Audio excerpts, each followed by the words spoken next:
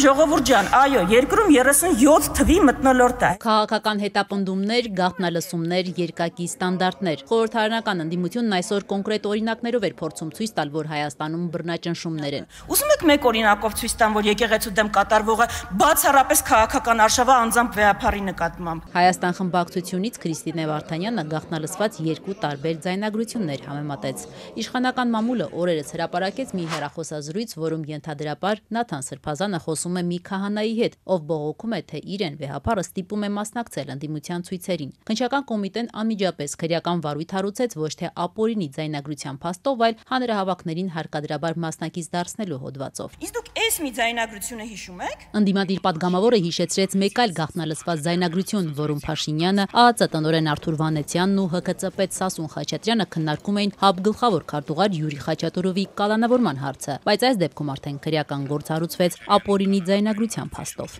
Վարչապետ, հիմա նայեք, Խաչատուրովին ուզում ենք տանենք կալանքի։ Խաչատուրովին ուզում ենք տանենք կալանքի, ԱԱԾ պետը վարչապետին։ Հիմա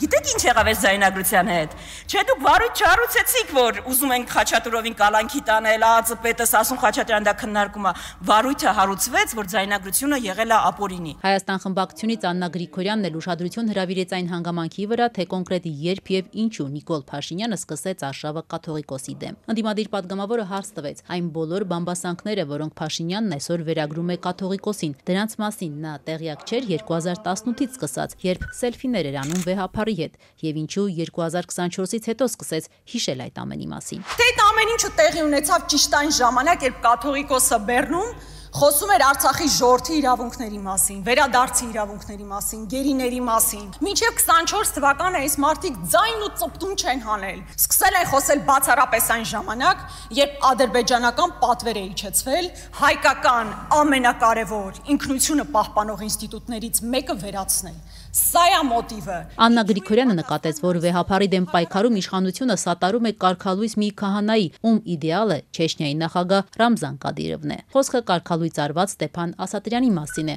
ով երեք վերահաստատել էր դիրքորոշումը, որ Հայաստանին Կադիրովի նման ղեկավար է պետք։ Ճիշտն ասած, հիմա էլ եմ Կադիրովի նման ղեկավար ցանկանում։ Եվ սխալ չեմ համարում։ Իսկ դուք կարծում եք, որ Կադիրովը բռնապետ է։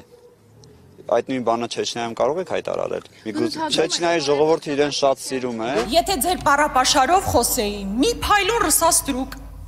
բա գնացեք, այո, գնացեք Կիրակի օրը, կարգալույց եղածի պատարագին մասնակցեք, Կադիրովի անունով կերթվեք։ Ռամզան Կադիրովին շտապեց պաշտպանել ազգային ժողովի նախագահ Ալեն Սիմոնյանը։ Դուք ձեզ թույլ եք տալիս վատ երանգով խոսել երկրի ղեկավարի մասին։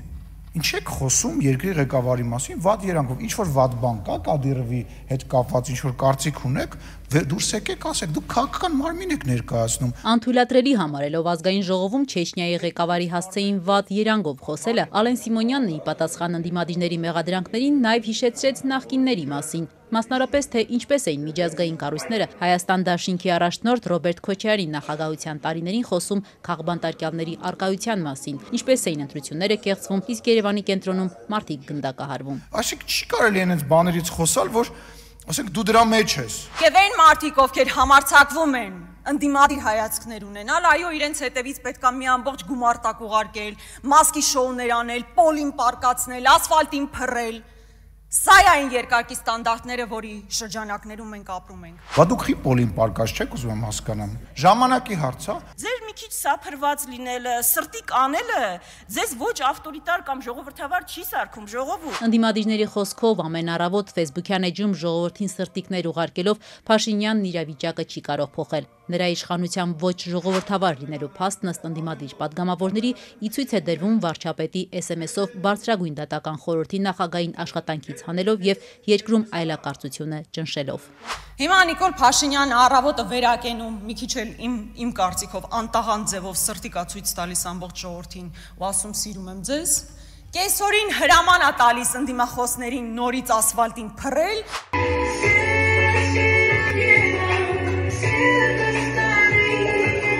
Նիկոլ Փաշինյանը վերջին շրջանում օրը սկսում է Facebook-յան էջում ամենատարբեր երգերի ուղեկցությամբ լուր սրտիկներ ցույց տալով։ Բոլոր սրտիկները սակայն ունեն նույն տեքստը՝ սիրում եմ բոլորիդ։